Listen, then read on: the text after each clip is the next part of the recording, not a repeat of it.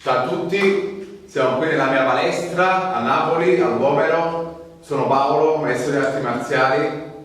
Ho creato un sistema, si chiama 360 gradi Fight.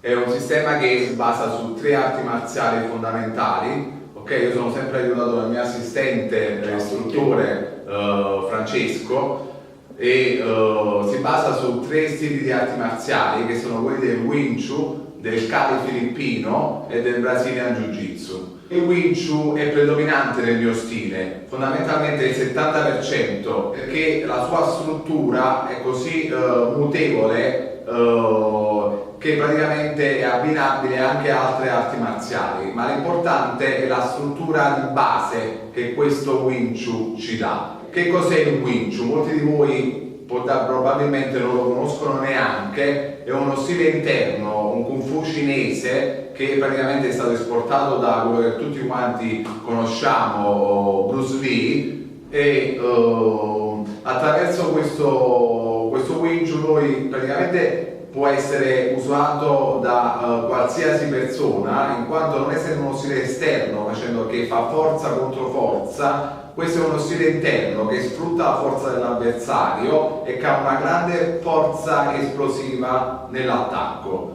Questi 3 stili, uno è il Kung Fu cinese, quindi abbiamo parlato del Wing Chun, gli altri in percentuale minore sono il Kali, che si occupa delle armi, ok? Quindi armi contundenti, armi da taglio, armi da fuoco da vicino, per poterle, diciamo, disarmare. Chiaramente da lontano non possiamo fare niente. E per quanto riguarda il Brazilian Jiu Jitsu ci sarà sempre questa situazione. Molti credono, dicono di non poter mai cadere a terra, ma questo per me non è reale, non è una difesa completa, e quindi per quanto riguarda quando andiamo al suolo bisogna sapere almeno determinate cose che stanno all'interno del mio sistema del Brazilian Jiu Jitsu. Per prima cosa io vorrei parlarvi del Wing Chun, soprattutto dei 3 principi fondamentali che fanno parte integrante di questo stile, il quale non ha una forma vera e concreta.